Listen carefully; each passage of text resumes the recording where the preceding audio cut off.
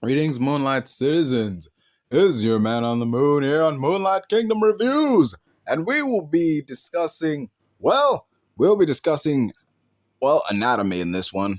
Yeah, it involves several key parts of anatomy, namely the liver, the kidneys, the hearts, the balls, those kind of things. And by that, I do mean, in fact, animal parts, folks. Animal parts. Those are such the things that are consumed by the subject of today's review in his Untold documentary by Netflix. You know who this is just from the description. Like, wait a minute. Who eats liver? Who eats balls? It's that Liver King guy. Yeah, that's right, folks. That is exactly who we're talking about. The Liver King. Netflix's Untold presents Liver King on this episode of Moonlight Kingdom Reviews. And here it goes in 3, 2, 1, boom. Anyway, we get into the review, folks. Here we are in this one. Man, I gotta say this. This is gonna be a structured review, like beginning, middle, and end. This is gonna be just the stuff I wrote down while I was watching this trash. Hot damn. People said this is one of the most boring episodes of the Netflix Untold series. And I'm just thinking, well, it wasn't boring, but damn if it was weird. And just I'll get into it right now. No, there's no say. It's a quote from the episode. Voice people were talking. It says, "This is stupid." Someone from Netflix, this is someone who is filming this guy, is like, "This is stupid." And then he says, "No, it's not. It's great." That's the first thing you hear when the shit comes on. The first thing you hear when this comes on is, "This is stupid." And the man himself being like, "No, it's not. It's great." You could have cut it off then and there. You could have just said, that is the Liver King philosophy in a nutshell. Beginning, middle, and end. If you had to sum up everything, it would be the average person taking a look at this, saying, "This is dumb." And then him being like, "No, it's not. It's great." The end. You could have done that and it would have been, that would have been something. That would have been a heck of an ending. Would have been a short episode. Not really much of an episode. More or less a short on YouTube. But still, it would have fit perfectly because it would have been better than this trite and it would have summed up everything perfectly. Because it shows, it perfectly describes the events that follow from the perspective of how the Liver King is seen versus how he sees himself. It also shows how silly all this is. And it follows this scene of what appears to be, initially at the start of things, the Liver King pulling a truck with chains attached to him. Like he's got like one of those weight belts and he's crawling along the ground and he's pulling this truck. Only for the camera to hang still for like 5 seconds. And it reveals that actually the truck is being pushed by these 3 dudes. Consider that some foreshadowing for this damn Untold episode. If you thought the first thing said was stupid, man, the first thing done is stupid. And I'm not talking the truck thing. I mean after the title card. The first thing done after the title card is some silliness. Because he walks in to this lake. I say walk, but this man waddled. This big ass waddled into this lake, and he talks about how the water is especially cold when it gets up to his dick. Like, no shit, man. Of course it is. That happens to every guy. That's like a cluster of nerves down there. It's sensitive outside cold water. It's sensitive to extreme heat too. You're like, ooh, the cold water is especially cold when it hits me right in the dick. Like, it's cold for everybody when it happens. You ain't special. Moving on. Like, it's just, moving on from that. He has a monologue about his dad, right? At this point, the scandal hasn't broken out. He hasn't been exposed yet. This Netflix scandal, somehow Netflix manages to do this thing where they film a dude for a documentary as stuff is about to go wrong. And then halfway through it, they managed to pivot. Instead of kissing this man's ass, they are sticking their foot in it. Because they did it with Vince McMahon when his scandal happened, because they were filming a documentary for Mr. McMahon. And then some shit went down, accusers and everything, evidence and all that. That happened. And then quickly, around like episode 5, they pivoted. This ain't no multi-episode thing. This is just 1 2-hour thing, I'm under the impression of. So, yeah. So in this, while they're still talking about this man, learning his background and kissing his ass, he goes on this monologue about his dad, who was a veterinarian, and how he wanted to be just like him. That's sweet. Before talking about the first time he started working out and how he recalled the smell of Bengay and well, how the first time he came was during a bench press because of course it fucking was. Of course this damn jacked up meathead, the first time he climaxed was during a bench press because of course the average this man managed to reach climax while doing a bench press. This man gets hard thinking about big beefy men like lifting weights and sweating and the smell of that shit. That's what gets this man rock hard enough that he can just reach the point of climax without touching himself. That is disturbing. Okay, okay, that's not disturbing. I mean, it's just weird. There's nothing. Let me just say this. It's just weird. No, what it is disturbing. What happened isn't disturbing. That's weird. But what's disturbing is that you just felt the need to tell us that. Anybody asked you when did you first reach the point of climax? When did you first climax in your fucking thing? No one asked that. You just blurted that out like, yeah, I was in the gym and I was doing a bench press and yeah, that's when it happened. No, we didn't need to know that, but whatever. Moving on from that shit, his two big inspirations for his lifestyle were Rambo and Conan the Barbarian. As he talks about these two films and how he felt like he had to be the hero of his own story, they show footage of him running shirtless through the woods, holding a fucking knife, holding what appears to be he's wearing what appears to be a Confederate hat. I'm just thinking, why? I know you like Rambo and there's scenes of Rambo running through the woods hunting people, but you're just running through the woods at nothing, holding a big fucking knife. This is just for show. And I'm just like, this is B-roll. This is basically just B-roll that they, like, what the, did you know that you were going to tell this story about Rambo and we're like, hey guys, make sure you get some footage of me. And, when I'm running, doing my, casual run through the woods, wearing no shirt, shorts, and just running around with a knife with this, like, hat on, because, I got a hell of a story to tell you down the line. Like, no, man, what the hell is this? What the heck? This is B-roll. This is just some nonsense they filmed of him running through the woods with this damn hat on in the shade. Why do you have... why you got that hat on, man? It's not even... It's late in the afternoon. The sun is going down. Why are you... No, forget it. That ain't... I'm going to get caught up on the dumb shit. So he goes on to talk about how he started selling supplements. The first time he started selling supplements and making YouTube videos back in 2016.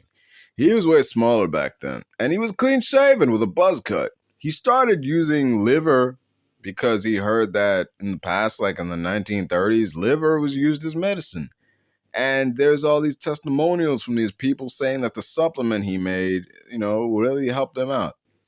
Keep in mind, before all this, he told a story about how after, he started, working out, he got a job working at the gym and people would return subscriptions and apparently they wouldn't use them all.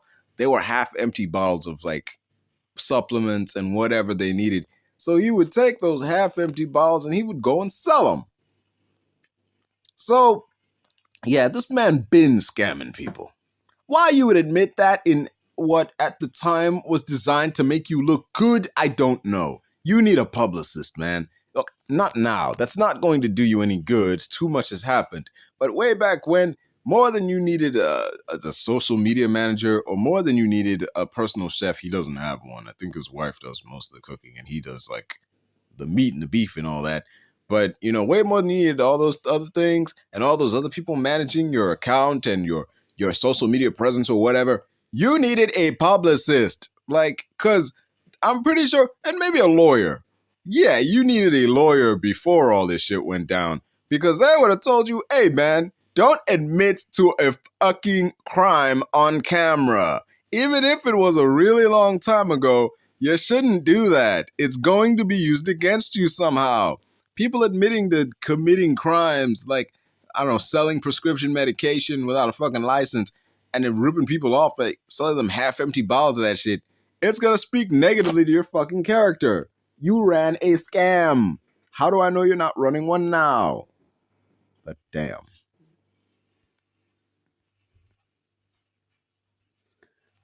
Damn liver, dude, man. Liver, whatever. was I saying? He has his company called Tip of the Spear. I mentioned that he's got someone managing his like websites and company and supplements or whatever. That's what he uses to sell the supplements. That Tip of the Spear company. Tip of the Spear. Whenever I think Tip of the Spear, I'm reminded of this painting that South African President Jacob Zuma had where he was doing this pose, and I think it was called Tip of the Spear. And somebody had the bright idea to paint a big old dick right in the right, because he was doing this pose where his arms were spread out, and it looked like he was trying some heroic stance, and they just painted a dick right on it. It's like you can't undo that. You paint it on top of a painting. Whatever's underneath that painting is gone now. There's no restoring that original painting. It's destroyed. Like it's gone. Like those people who pour paint on top of priceless, pieces of art, and say like, we're protesting oil. We're protesting oil. Personally, I just want to ask, what the fuck does these fine art have to do with oil? What are you doing? You're just damaging this art that, is you're damaging this art to spread what? A message? You're pouring paint on these pictures. Paint, not oil. What the fuck does orange paint have to do with oil? If you really wanted to protest oil, buy some oil and use it to slather this paint. That way, when people associate your movement, they'll say this oil is the fucking oil ban ruined this painting. You can spin it like that shit. I'm not condoning the act of destroying priceless artifacts and pieces of, sculptures and paintings or whatever, but be smart about it. Damn, I hate doing this shit. I hate looking at fucking people's arguments and saying, yeah, you have a valid point, but you're going about it the wrong goddamn way. Moving away from that, I'm just a whole other thing. We're talking about the damn Liver King here, man. The damn Liver King got me flustered about people and paint and bullshit. Never mind. So he's got a company called Tip of the Spear. He sells supplements, and in terms of food, he eats hearts, liver, testicle, brains as part of his Liver King diets, which, okay, I guess nothing goes to waste. I mean, damn, that's ridiculous, man. Just testicles and brains. Whatever, man. Everyone in his family does this too. Granted, not to the same degree he does, but everyone in his family takes part in his liver diet, his Liver King diet. So, his wife and his 2 kids, one of them named Stryker, he uses the name Stryker the Barbarian, and his brother, whose name I do not remember. See, his wife, the Liver Queen, I think her name is. I don't know her name either. It's like this part of the documentary show introduced them like they're going to be really important. And then once the scandal broke out, they just disappear. Granted, his kids still pop around, but his wife just sort of fades into the background. Like, once the scandal breaks out, it's like suddenly she has nothing to add here. She doesn't want anything to do with this whole thing. And like, just wants to sit next to her man and like, I don't know, just be, because really the dude is the one who messed up. So it's like, why would you put any attention on her, any of that negative attention on her? She married this dude. She married this dude before all this went down. So she was with this guy before all this stuff went down, before he became Liver King. And she believed him. She believed all his ancestral tenets and everything he was preaching to people. She thought he was genuinely helping people. His kids felt the same way too. Because, one of the ways they got up, because apparently one of them was sick, the younger one was sick, not Stryker. And the kid was sick, and the traditional methods of curing him weren't working. So the Liver King started him on this diet, and he got better, drastically improved. So he's like, well, shit, this shit really works. My own son is an example that this stuff really works, not just me, and it kind of fed into his whole Tip of the Spear thing. And that's what helped him sell the stuff, that he had a person in his life that he can say, hey, this person got helped out, and these other people gave me these testimonials saying they got helped out. It can help you too. If you just follow my caveman diet or my 9 ancestral tenets and all that, you could be jacked just like me. You just need the 9 ancestral tenets and everything that I've laid out in terms of food you can eat, and you'll be just like me. Will we now? Well, we'll see about that. There's a scene after. Hold on. I forgot. Oh, yeah. So he started calling himself the Liver King in 2017, right? And in 2021, he started working with the man who would later help him establish Tip of the Spear. And it started doing more crazier stunts that was suggested by his company. And that's when the views to all his stuff got greater and greater and greater. The bigger the stunts, the more views. The more views, the crazier the stunts. I'm talking, he's shooting off fireworks, he's going on jet skis, he's doing his, workout shit, shirtless in the middle of the park, and just, After that, there's this scene of him explaining the ancestral tenets and just yelling seemingly random buzzwords while standing in different locations in a park. Just anyone else you would look at and think this is insane. But because it's this big buff dude who says I got all big and buff by following these tenets and it can get jacked too, and we're in a period of time where there's a lot of men who don't know what to do with their lives, and any figure that comes forward with seeming leadership, what appear to be leadership qualities, and telling them what to do, they'll follow him. It seems that way. Like, that guy looks like he's got everything figured out. Let me hear what he's got to say. Oh, he says he's got everything figured out because he's working out and following tenets. Let me follow tenets. Let me work out. And you will see improvements. But you see improvements even without those tenets. You see improvements if you just go to the gym. If you give yourself a solid routine to follow, you will see some improvements beyond just the physical. So it's like, whatever, man. Moving on. Liver King says every alpha organism always goes for the liver. It always goes for the liver first, but that's not true.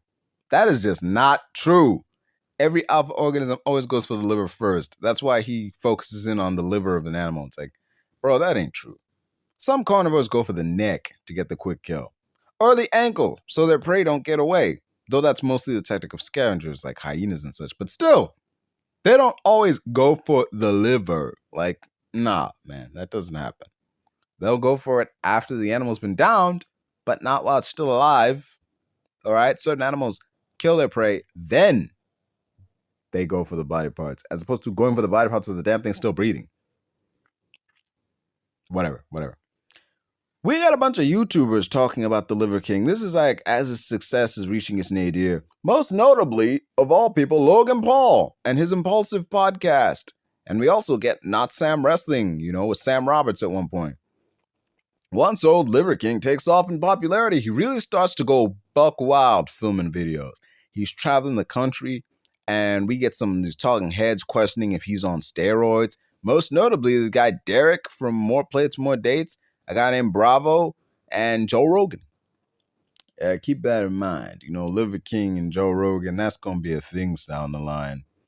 The Liver King, in a scene after this, we get a scene of the Liver King hunting down a bull. And after he's hunted it down, he saws off this bull's testicles, and he has his son to eat one of them. And to which his son responds, I thought it'd be harder. That's what he said, that as he gets a mouthful of bull balls, he said, oh, I thought it'd be harder. It's like, pause, man. Just major pause. Huge pause. That's what she said, if ever I heard, man. Because you said that with balls in your mouth. Holy soap. I thought it'd be harder. Like, wow. Bruh. Like, it's it's like that one scene in 2.5 Men where Walden snatches Alan's hat off his head and like hits him with it while chastising him. It's like, everything you say is weird. Like, this damn family. And then when that kid said that, I thought it'd be harder, while he was putting the balls in his mouth, it's like, why can't you hear yourself? Damn. Oh, man.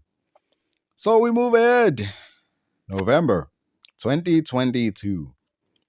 This is when everything starts to unravel.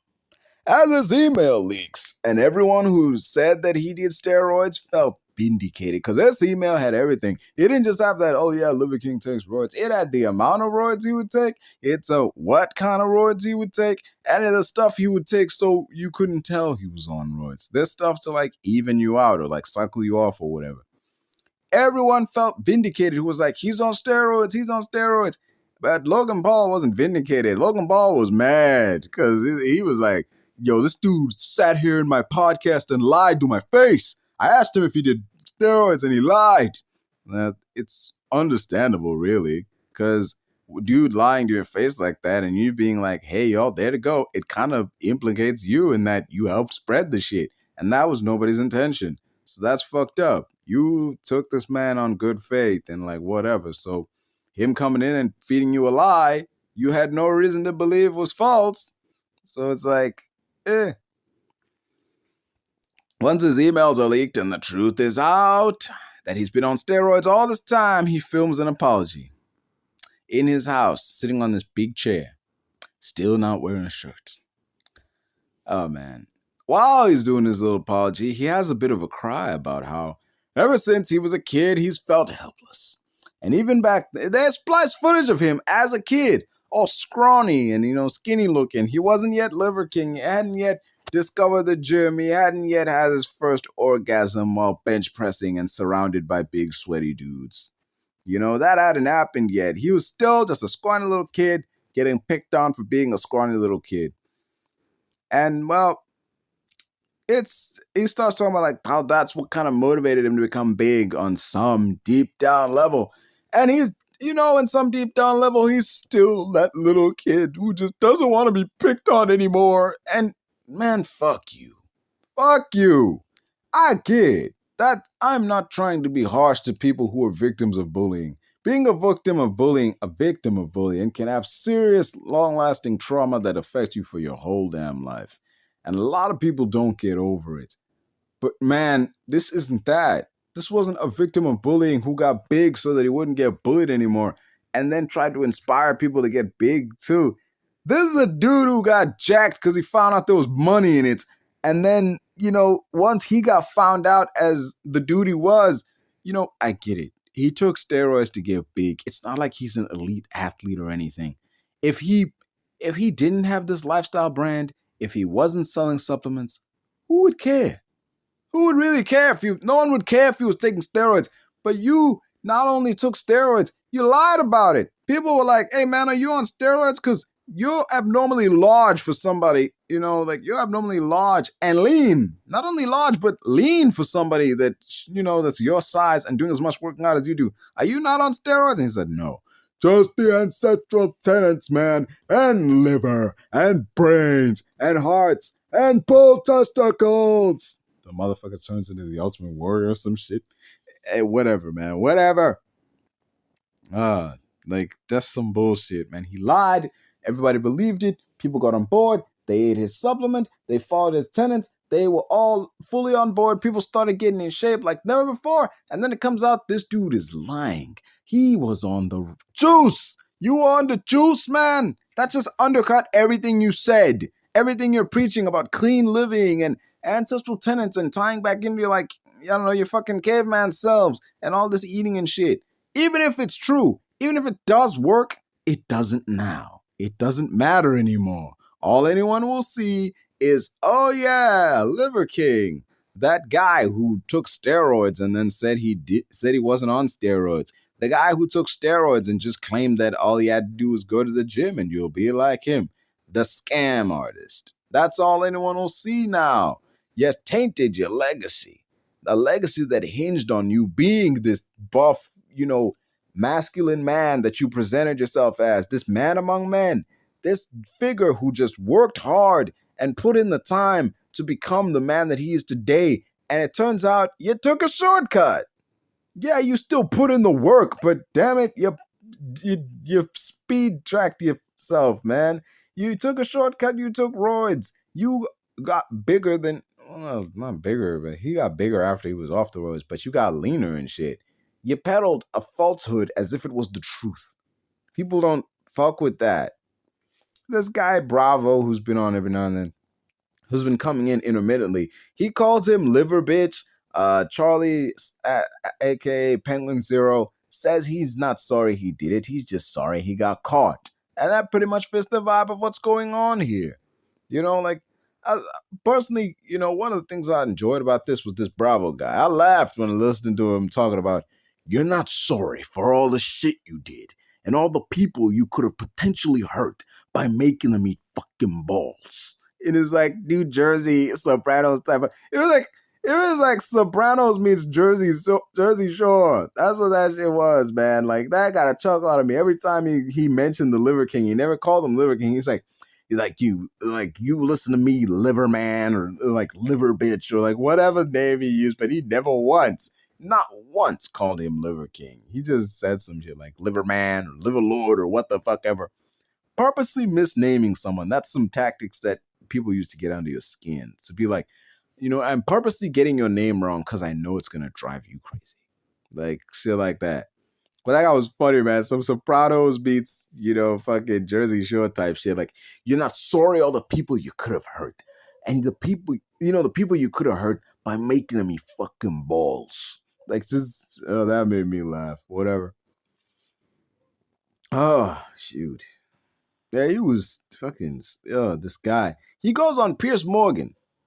Old Piers Morgan, Meghan Markle's #1 fan. He goes there to try and clear his name. Still not wearing a shirt. He goes on Nightline. Still no shirt. TMZ Sports. You guessed it. No shirt. To address the whole scandal, how it's affecting his brand and his reputation, it's very much one of those, the scandals, like it did me dirty, woe is me. People aren't subscribing like they used to, I got busted. I'm sorry. That ain't what he said, but it pretty much feels like it is with how they were framing this shit. In this one of those, I'm sorry I got caught type apologies. But yeah. His son, Stryker, his oldest son, he kind of looks like Cole from LA Noire when he looks on confused at his dad, He has that look about him, like he looks like what I can't describe him for feeling this way, but the way he looks, he has press X to doubt face. That's the best way I can describe it. Because in fucking LA Noire, when Cole Phelps is like questioning somebody and you get like, lie, doubt, and truth, this guy has straight up press X to doubt face. Yeah. That's whenever his dad's like says something or thinks he's dropping some nods, the camera will pan over the Stryker and you could practically hear that doom doom doo doo, and you see the damn doubt icon propping up next to his head the way he's looking at him like, how do you think that looks? Or really, like just whatever, man. This movie then proceeds to lose. I can't even call it. This documentary loses its freaking mind. We see all these erratic, just cut together clips where like Liverman is tripping off ayahuasca, and we hear all these voices from different people in his life as well, and all these voices from YouTube commentators, and just so much, just all going off at once as he's running through the woods, he's looking through fire, he's in a giant tube for some reason, and he's some of the flashback footage is in there. Like, what is going on? What is happening here? Is this dude having an epiphany? Is he tripping? What is going on? Is this the music video section? Like, what happened? Is this a weird transition? Who knows? It's just weirdness that's shoved in here, and erratic footage, sped up footage, nonsense. This just, moving on from this nonsense. Liver King, after all this, says every morning he sits in his garden and he eats the strawberries that grow from the same garden. Oh, wait, no. I misread that. I'm sorry. Liver King says that every morning he shits in his garden and eats the strawberries that grow from the same garden. He says good morning to the cows and waves, saying that they're looking over at him. The camera pans over and shows not a single cow was facing anywhere near him. They are facing everywhere except his general direction. So he's like, the cows waved. Not only that, but when he's eating strawberries, he picks up a strawberry, points it out at the sun. He's like, look at that. When you see the sun shining through it, you can see all like the nutrients and everything in the strawberry. Thank you, Mr. Strawberry. Eats the damn strawberry. Grabs another strawberry. Holds it up to the light. Thank you, Mr. Strawberry. Eats the strawberry. Like, are you going to do this every time? Also, do we really need to watch you take a shit in the middle of your strawberry field that is growing you eating your own shit, basically? The manure that you use to like farm this here field of strawberries is coming out of your ass. So many things in this documentary of you pulling stuff out of your ass. And that's just, that's thematic, man. Story of your life, it may as well just be. Well, not your life, but story of your life as the Liver King. You just pulling stuff out of your ass and making it, I don't know. Now that it's coming back around, like, now you gotta eat this. Has this quote before it ends out where he says, when you get to a certain story, one may start to believe their own lies. What the fuck does that? So you know this is bullshit and you just went along with it? The hell's wrong with you, man? What is wrong with this guy? He's beefing with Joe Rogan. At some point, he lost his mind and just realized, well, this wouldn't be happening if it wasn't for that old Joe Rogan. Joe Rogan. He poisoned them against me. He's telling everyone I'm on steroids. This is his fault. Fight me, Joe Rogan. Where are you, Joe Rogan? Goes to Vegas, like, because apparently Joe Rogan lives in Vegas. Like, where is Rogan? He got arrested. Like, Joe Rogan got what's this? An order of protection on him? Because what the fuck? Like, damn right he got an order of protection on him. You see this crazy motherfucker? Like, as much as I want to see this fight, and as much as the world may want to see this fight, it's not going to happen. Joe Rogan would, I'm not saying he would beat him in a straight. He wants to fight this dude. Like, this dude wants to fight Joe Rogan. Liver King wants to fight Joe Rogan, and some other times he wants to be on Joe Rogan's podcast. Some other times, like, there was one clip where he was just talking about, like, I did this for my family. My family, family, like some kind of weird Frankenstein, Fast and Furious extras, like, I did this for family. I take steroids for my family. It's all about family. It's just. I said this was a review, not a podcast. So if I had to review this, man, I'm gonna give this a 5. The editing was good. I like that the shit changed gears at the end to make this guy look stupid, or just not stupid, but to at least show that, yeah, this guy is crazy. I like that his family got some shine to them. They were largely unharmed by this, as far as what I know. I appreciate that it treated the kids and the wife with a level of sensitivity and filming that wasn't shown for this dude, because it's understood that this guy is the source of all this insanity. They're just caught in it. They're his family. They'll stick by him through thick and thin. And while this stuff was working, while they believed it was real, they were all in on it. And you can see, it does have some benefits. There is some truth in what this man is saying. Too bad it's just buried under this mountain of lies, pills, needles, and his own shit in his damn strawberry fields. And that, folks, is what I think of the Liver King Untold episode. Don't forget to like, share, subscribe, all them nice things. I have been your host, and I'm out of here.